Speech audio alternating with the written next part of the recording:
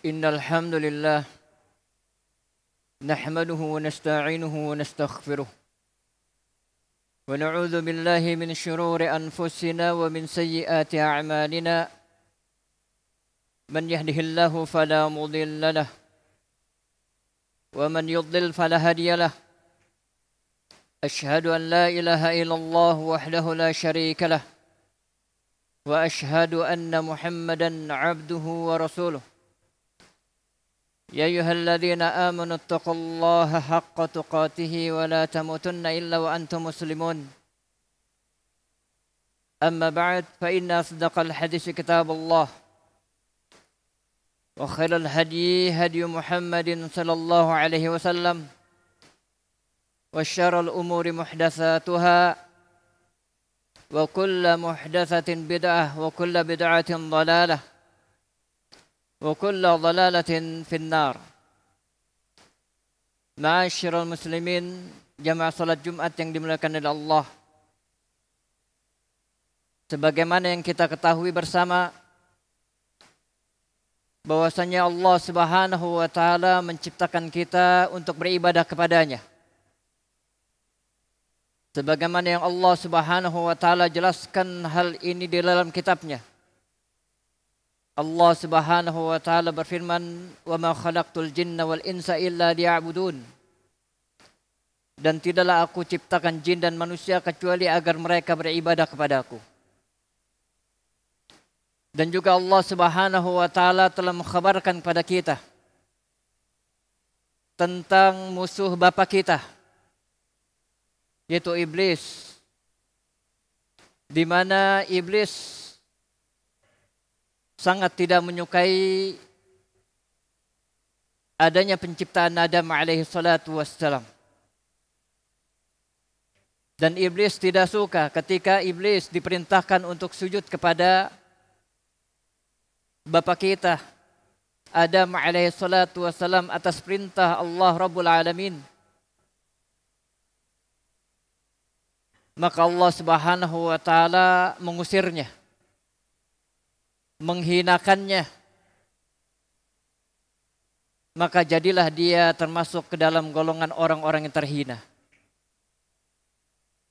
Akan tapi iblis dia telah bersumpah bahwasanya dia akan berusaha mengajak anak keturunan Adam untuk ikut beserta dirinya di tempat seburuk-buruknya tempat, di tempat sehina-hinanya tempat, itu nerakanya Allah Subhanahu wa taala. Maka iblis berkata di hadapan Rabbnya Azza wa Jalla, "Qala fabima aghwaytani la aq'udanna lahum siratakal mustaqim." Maka iblis berkata di hadapan Allah Jalla fi'ula, dengan sebab engkau wahai Allah telah menjadikan aku sesat, aku akan betul-betul menghalang-halangi mereka dari jalan engkau yang lurus. Tsumma la'atiyannahum min baini aydihim wa min khalfihim wa an aymanihim wa an syama'ilihim wa la tajidu aktsarahum syakirin. Dan aku betul-betul akan mendatangi mereka dari segala arah, baik itu dari arah depan maupun dari arah belakang, dari arah kanan maupun dari arah kiri. Dan engkau wahai Allah tidak akan mendapati kebanyakan mereka termasuk ke dalam golongan orang-orang yang bersyukur. Sedangkan Allah Subhanahu wa taala memerintahkan Nabi kita alaihi salatu wassalam agar beliau masuk ke dalam golongan hamba-hambanya yang bersyukur. Dengan cara Allah Subhanahu wa taala perintahkan beliau untuk beribadah kepada Allah. Sebagaimana kata Allah, "Qulillaha fa'bud wa kum minasyakirin." Katakanlah Muhammad, hendaknya engkau beribadah kepada aku dan jadilah engkau termasuk ke dalam golongan orang-orang yang bersyukur kepada Aku. Maka cara kita untuk bisa bersyukur kepada Allah adalah dengan melaksanakan ibadah yang Allah Subhanahu wa taala ciptakan kita karenanya. Dan iblis tadi telah bersumpah di hadapan Allah Rabbul Alamin. Dan bagi siapa saja di antara jamaah yang paham bahasa Arab, dia betul-betul akan mendapati iblis ini tidak main-main di dalam ucapannya. Karena iblis di dalam ucapannya ini dia menggunakan huruf taukid, yaitu huruf sebagai penekanan atas apa yang diinginkannya. La aq'udanna lahum siratakal mustaqim. Aku akan betul-betul duduk menghalang-halangi mereka dari jalan Engkau yang lurus, wahai Allah Rabbul Alamin. Tsumma la'atiyannahum. Kemudian iblis juga menggunakan lam litaukid dan nun litaukid.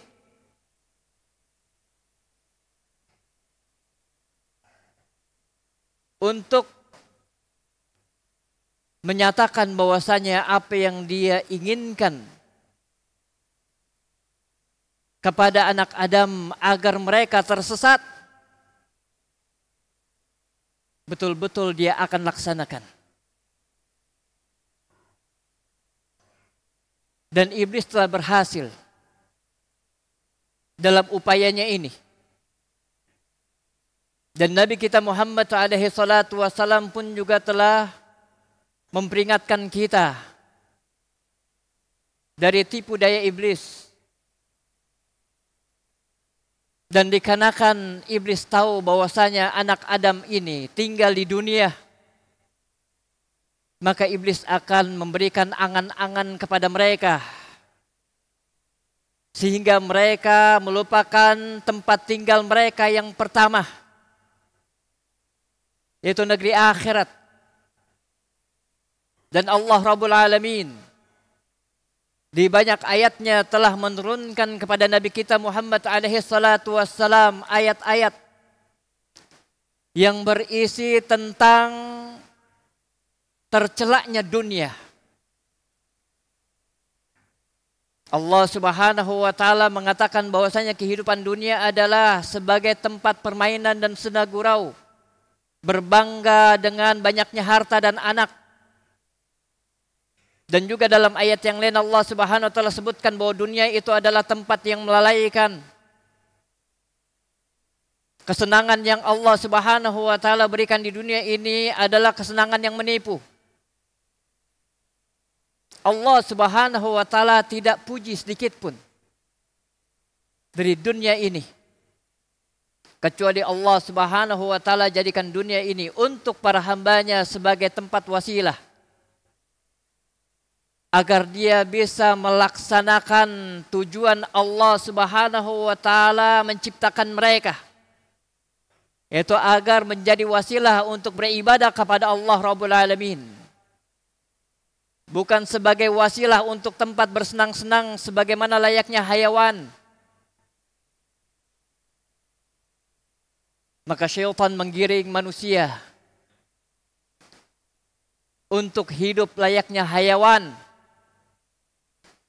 baik itu orang-orang yang berilmunya ataukah orang-orang yang awamnya.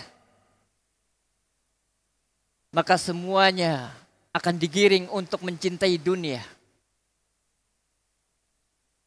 Sedangkan Nabi kita Muhammad alaihi salatu wassalam telah mengingatkan pada kita bahwasanya dunia bagi orang-orang yang beriman adalah laksana penjara bagi mereka. Sebagaimana kata beliau alaihi salatu wassalam, ad-dunya sijnul mu'min wa jannatul kafir. Bahwasanya dunia ini adalah penjaranya orang beriman dan surganya orang-orang kafir. Maka iblis datang di hadapan manusia membolak-balikkan fakta yang Nabi SAW sebutkan ini. Maka dibaliklah dunia itu untuk umat manusia seakan-akan dia adalah surga. Dan dia bukanlah penjara.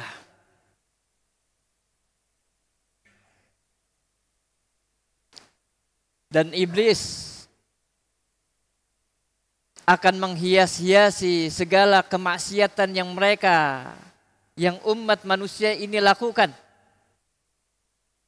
agar umat manusia ini bisa menjadi orang-orang yang akan ikut bersamanya.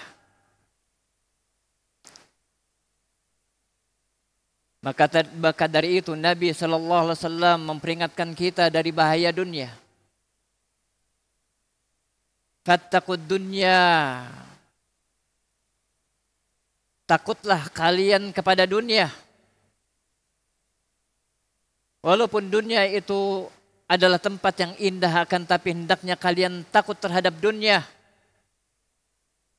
Dan iblis telah berhasil menggiring orang-orang sebelum kita untuk mencintai dunia. Sebagaimana yang Allah Subhanahu wa taala khabarkan hal itu tentang Bani Israel. Allah Subhanahu wa taala berfirman, "Latajidannahum ahrasan nasi ala hayatin wa minal ladina asyraku." Engkau wahai Muhammad betul-betul akan mendapati mereka orang-orang yang sangat tamak terhadap kehidupan dunia, melebihi tamaknya orang-orang musyrikin. Yawaddu ahaduhum law yu'ammaru alfasanatin wa ma huwa bimuzahzihi minal azabi ay yu'ammar. Salah seorang di antara mereka sangat menginginkan sekali agar Allah Subhanahu wa taala memberikan kepadanya umur 1000 tahun. Padahal usia yang panjang itu tidak akan menyelamatkan mereka dari azab Allah sedikit pun. Siapakah yang menjadikan mereka menginginkan usia yang panjang ini? Melainkan iblis. Melainkan iblis. Dan Nabi kita Muhammad SAW telah menyebutkan di dalam hadisnya yang ini merupakan alamatun nubuwah, tanda kenabian beliau SAW, bahwasanya akan banyak dari umat beliau SAW di dalam perjalanan keagamaannya dan juga di dalam perjalanan muamalah mereka akan mengikuti jalannya orang-orang Yahudi dan Nasara. Kata Nabi SAW, "La tattabi'unna sunana man kana qablakum shibran bi shibrin wa zira'an bi zira'in, hatta law dakhalu hujra dabbin la dakhaltumuh." Kata Nabi SAW, kalian betul-betul akan mengikuti jejak orang-orang sebelum kalian, sejengkal demi sejengkal dan sehasta demi sehasta, sampai sekiranya ada di antara mereka masuk ke dalam lubang dab, lubang yang sangat kecil sekali, la dakhaltumuh, pastilah kalian juga akan ikutan masuk ke dalamnya. Kemudian para sahabat radhiyallahu anhum ajma'in memastikan kepada Rasulullah SAW dengan bertanya kepada beliau, "Ya Rasulullah, al-Yahud wa Nasara?" Wahai Rasulullah, apakah yang dimaksud dengan orang-orang sebelum kita adalah orang-orang Yahudi dan Nasara? Kata Nabi SAW, "Faman?" Siapa lagi kalau bukan mereka? Maka iblis juga mendatangi umat Muhammad SAW memberikan apa yang telah diberikan kepada umat-umat sebelum umat Nabi Muhammad SAW.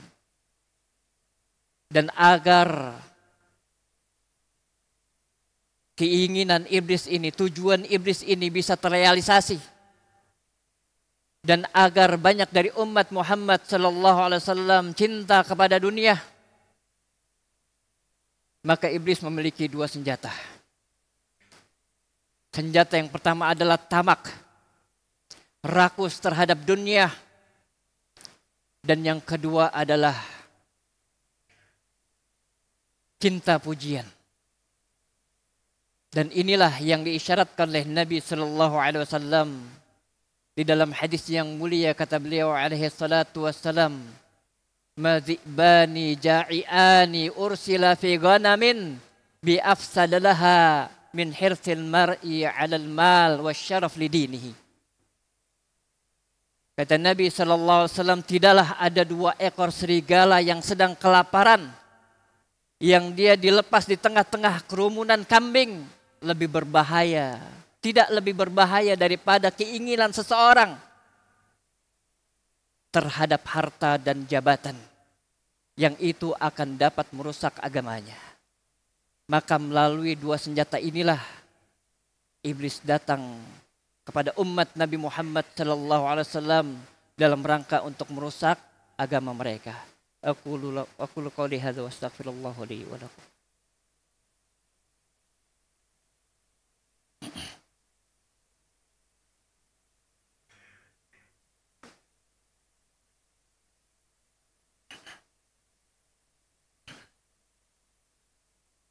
Alhamdulillah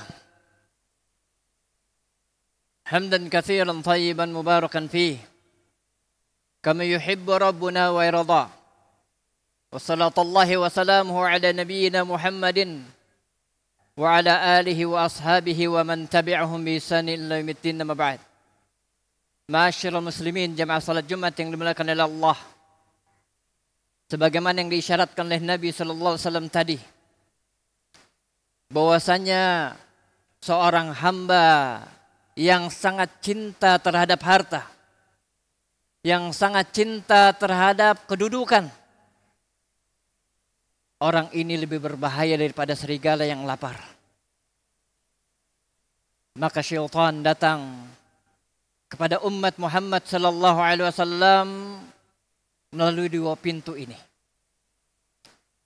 Dengan ketamakan dan kerakusan dia terhadap harta, maka dia tidak lagi peduli di dalam mencari harta yang Allah Subhanahu wa taala turunkan di atas dunia ini. Dia tidak peduli lagi untuk mencari harta apakah dari jalan yang halalkah atau dari jalan yang haramkah. Dan Nabi kita Muhammad alaihi salatu wassalam telah menyebutkan bahwasanya nanti pada suatu zaman akan datang kepada manusia, la yubali, dia tidak peduli, min aina akhadal mal, dari mana dia bisa mendapatkan harta, amin halalin amin haramin, apakah itu dari jalan yang halal ataukah dari jalan yang haram. Yang penting baginya dia mendapatkan harta. Dia senang dengan harta. Di hadapannya terus pemandangan kefakiran menghantuinya. Dan karena seperti itulah syaitan datang kepada manusia juga menghantui mereka dengan kefakiran. Sehingga manusia takut dengan kefakiran. Padahal Nabi kita Muhammad alaihi salatu wasallam tidak takut sama sekali. Umat beliau alaihi salatu wasallam fakir. Beliau alaihi salatu wasallam tidak takut umat beliau alaihi salatu wasallam miskin. Sebagaimana kata beliau alaihi salatu wasallam, mal faqra akhsha alaikum. Bukanlah kefakiran yang aku khawatirkan menimpa kalian. Lakinni akhsha an tubsata alaikumud dunya. Dan sesungguhnya aku hanyalah mengkhawatirkan Allah Subhanahu wa taala membukakan untuk kalian dunia. Fatatafasuha kama tanafasuha, sehingga kalian saling berlomba-lomba untuk mendapatkan dunia sebagaimana mereka telah berlomba-lomba mendapatkan dunia. Fatuhlikakum, sehingga dunia ini menghancurkan kalian, membinasa kalian, kama ahlakathum, sebagaimana dunia juga telah menghancurkan mereka. Maka syaitan datang kepada ahli ilmunya dan juga datang kepada orang-orang awamnya. Kepada ahli ilmunya, syaitan memasukkan kepadanya cinta dunia, sehingga mulutnya terkunci dari mengatakan yang hak, sehingga dia takut untuk menyampaikan yang hak. Karena apabila dia menyampaikan yang hak, maka manusia tidak akan menerimanya dan dia tidak akan mendapatkan harta. Sebagaimana yang terjadi pada rahib-rahib dari ahlul kitab, sebagaimana yang terjadi pada ulama-ulama Bani Israel, yang karena mereka cinta terhadap dunia, lisan-lisan mereka terkunci dari mengatakan yang hak. Mereka banyak menyembunyikan ilmu hanya untuk mendapatkan rupiah, hanya untuk mendapatkan harta yang sedikit dibandingkan dengan negeri akhirat yang dia akan dapatkan. Akan tapi seperti itulah syaitan menghias-hiasi perbuatan orang-orang tersebut, seakan-akan dia hidup abadi di dunia ini. Karena syaitan telah bersumpah juga di hadapan Allah Subhanahu wa taala, qala rabbi bima aghwaytani la uzayyinanna lahum fil ardi wa la ughwiyannahum ajma'in. Wahai Rabbku, dengan sebab engkau telah menyesatkan aku akan menghias-hiasi untuk mereka kesesatan mereka di muka bumi ini. Wala ughwiyannahum ajma'in, dan aku akan betul-betul menyesatkan mereka semua. Ini janji iblis. Dan bagi orang-orang yang awamnya, maka dilalaikanlah mereka dari beribadah kepada Allah. Ketika panggilan salat datang, dia melalaikannya, lebih mendahulukan untuk mencari dunia. Ketika ada pengumuman pengajian pun juga dia melalaikannya. Padahal ilmu lebih dia butuhkan daripada harta dunia ini. Demikianlah syaitan menyesatkan manusia dari sisi kecintaan terhadap harta. Baik itu orang-orang awamnya maupun ahli ilmunya. Semuanya akan didatangi. Dan juga syaitan akan masuk ke dalam umat Muhammad dari pintu yang satu lagi, yaitu cinta jabatan, cinta kedudukan, cinta kekuasaan, yang dengan ini akan melahirkan saling hasad di antara mereka. Sedangkan Nabi kita Muhammad alaihi salatu wasallam telah memperingatkan pada kita, la tahasadu wa kunu ibadallahi ikhwana. Janganlah kalian saling hasad dan jadilah kalian para hamba Allah yang bersaudara. Tidak lain penyebabnya adalah cinta kekuasaan, cinta kemuliaan, cinta kedudukan. Sehingga hal ini akan menafikan ilmu yang dia telah dapatkan. Dia beramal dengan amal yang tidak ikhlas, hanya untuk mendapatkan pujian, hanya untuk supaya orang-orang memujinya. Sehingga hal itu akan merusak ibadahnya. Dan ibadah di sisi Allah tidaklah dinamakan ibadah kecuali ibadah tersebut memenuhi dua syarat. Yang pertama adalah ikhlas. Tidaklah dia beribadah kecuali hanya mengharapkan wajah Allah. Dan yang kedua ittiba'ur rasul, mengikuti arahan dari Rasulullah sallallahu alaihi wasallam. Dan syaitan akan betul-betul merusak manusia dari dua sisi ini. Karena dia tahu bahwasanya dua sisi ini akan merusak agamanya dan dia akan binasa sebagaimana orang-orang sebelum dirinya binasa. Maka ayuhal muslimun, hendaknya kita bersikap qanaah. Kita bersikap biasa-biasa saja terhadap dunia ini. Ketika waktunya beribadah kepada Allah, beribadahlah kita kepada Allah. Jangan kita lalaikan ibadah kita dalam rangka untuk mendapatkan dunia. Karena dunia di sisi Allah Subhanahu wa taala tidak ada harganya. Sebagaimana kata Nabi sallallahu alaihi wasallam, "Lau kanatid dunya 'indallahi ta'dilu janaha ba'udatin ma saqal kafiran min syurbati ma'in." Kata Nabi sallallahu alaihi wasallam, kalau sekiranya dunia itu dia berharga di sisi Allah, lebih berharga daripada sayap nyamuk, tentunya orang-orang kafir tidak akan diberikan walaupun dia setetes.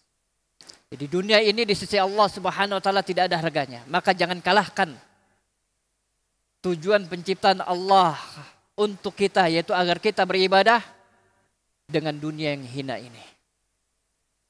Allahumma salli ala Muhammad wa ala ali Muhammad kama sallaita ala Ibrahim wa ala ali Ibrahim innaka Hamidum Majid. Wa barik ala Muhammad wa ala ali Muhammad kama barakta ala Ibrahim wa ala ali Ibrahim innaka Hamidum Majid. Allahumma ighfir lil muslimin wal muslimat wal mu'minin wal mu'minat al ahya'i minhum wal amwat. Rabbana ighfir lana wa li ikhwanina alladhina sabaquna bil iman wa la taj'al fi qulubina ghillal ladzina amanu rabbana innaka ra'ufur rahim. Rabbana hab lana min azwajina wa dhurriyyatina qurrata a'yun waj'alnal muttaqina imama. Rabbana atina fid dunya hasanah wa fil akhirati hasanah wa qina adzabannar. Walhamdulillah.